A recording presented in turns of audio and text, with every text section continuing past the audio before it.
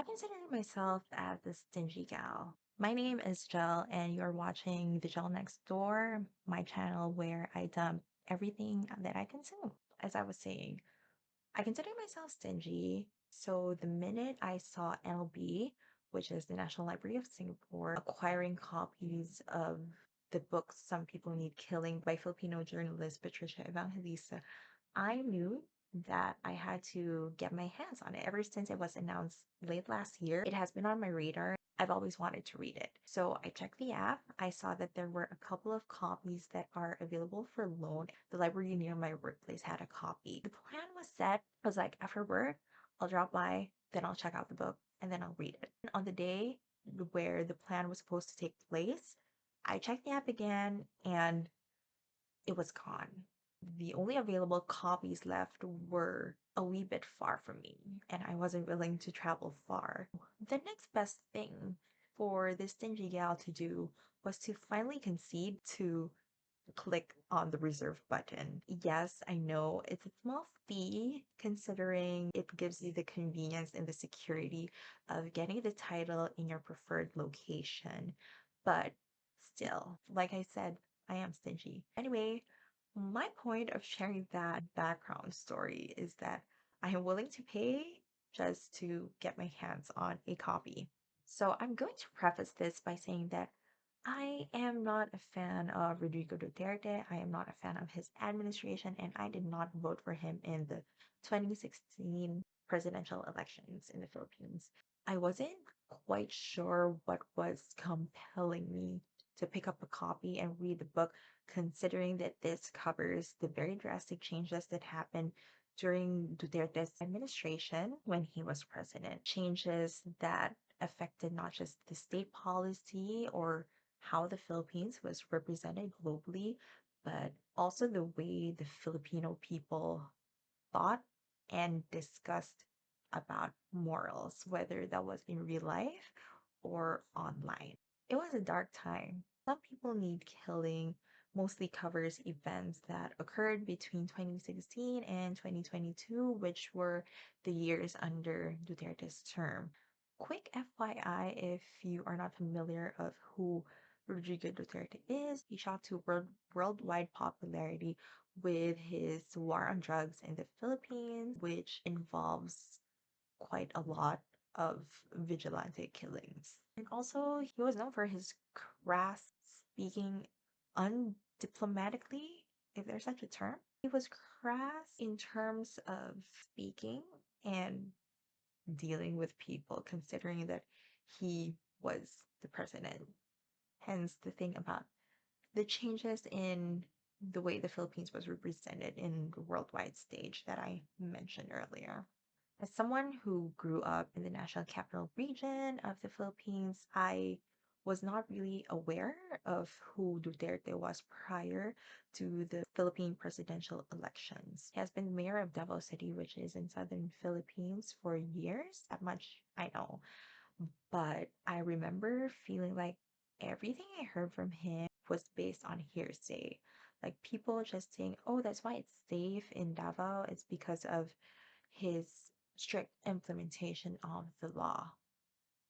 I wouldn't know because I've never been to the city. One thing that I really like about Patricia Evangelista's account of Duterte's rise to presidency, she gave so much context and history of Duterte and his family that I did not know about. Reading this felt like I was today years old. I feel like Patricia Evangelista unpacked a lot of Duterte's history. Like, for instance, I did not know about the significance of his mom into his rise to power because apparently Soling Duterte was a leader in the movement against the Marcos opposition that was days after the assassination of Ninoy Aquino, who was the face of the opposition during that time. She was actually a significant character, a significant contributor to the dissent in Davao City.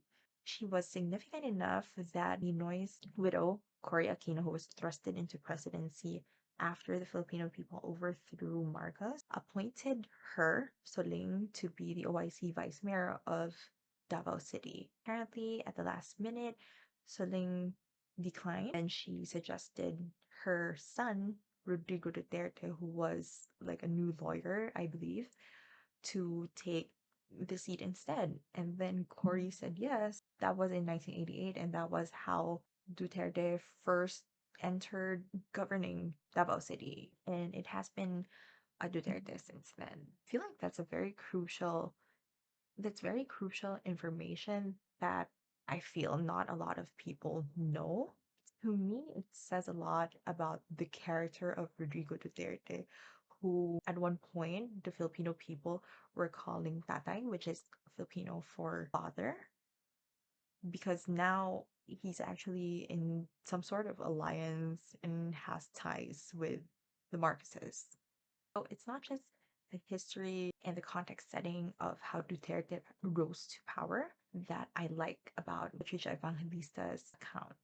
It's also the way she wrote the history and the context setting of the Philippines political landscape and evolution that I appreciate because she writes it so well. She ties everything together so well to show the reader that it has come to this.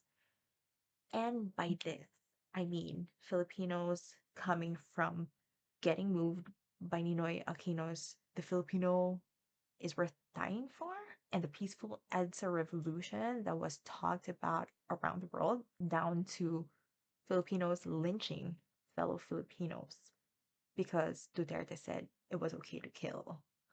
It's truly heartbreaking when you read this book. So let that be a trigger warning. Reading this, I was trying to remember the reportage the Philippine media did during the drug war. I do remember that there was like this daily tally of growing numbers of deaths due to the drug war, and you can't escape from it. It's on your TV screen, it's on your mobile screen, you hear it from people like around you. It was everywhere. Like full disclosure, I feel like I blocked out most of the news that I consumed during that time, probably out of frustration, out of anger, out of confusion. It felt bigger than me.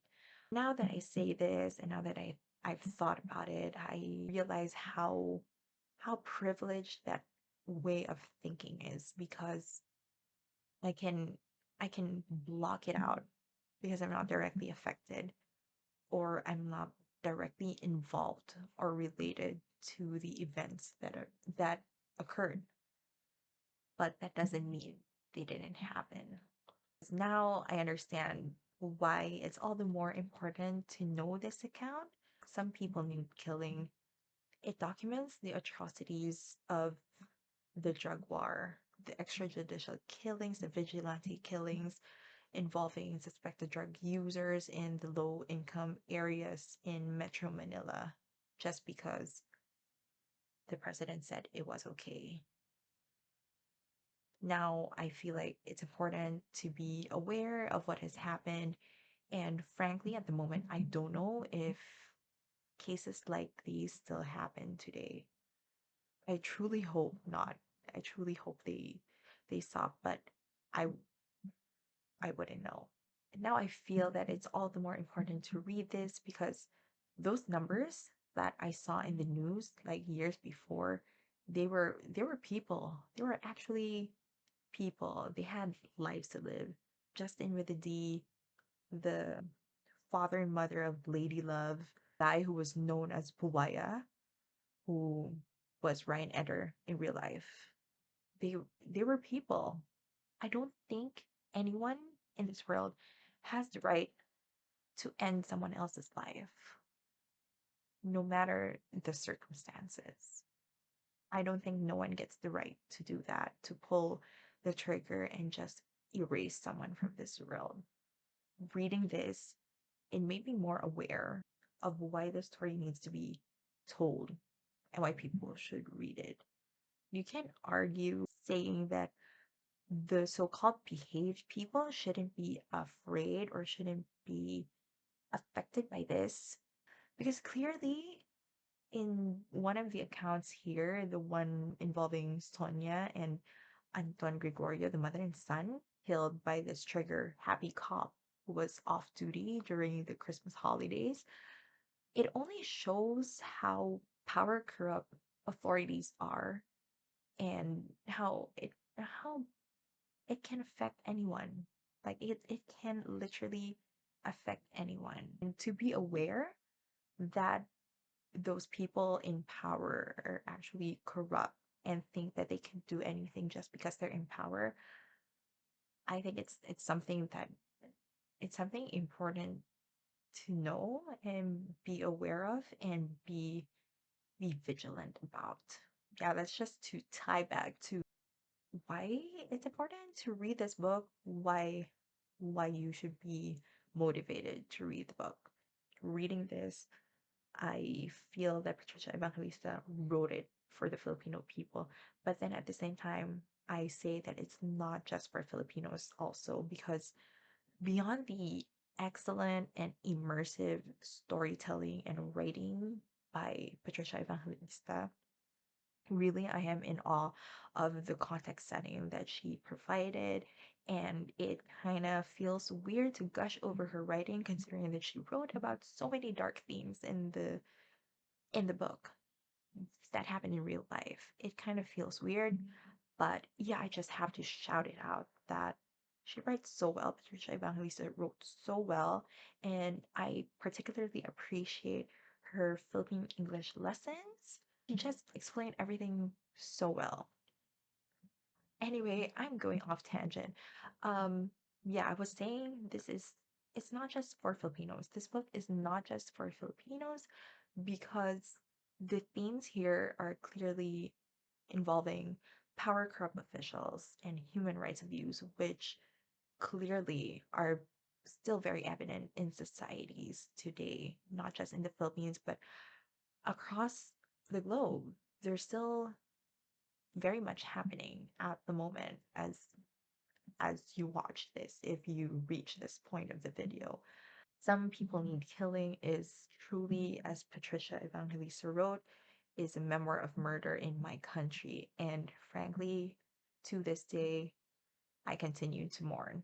Clearly, there are trigger warnings in reading this book, so I hope you look them up and you take care of yourself before getting immersed in this because truly the writing is very immersive and it's a really dark read. If you can, truly, I hope you pick up a copy and read the book. Now, my stingy ass wants a copy of this. I would actually pay for my own copy of this book because I don't want to forget. Like, it happened. Sadly, it happened. Sadly, it's in our history now, and I don't want to forget. There's still that hint of hope in me that we could overturn things and that we as a people can collectively avoid this from happening again. But only time will tell, I guess. Clearly, it's a 5 out of 5 star read for me.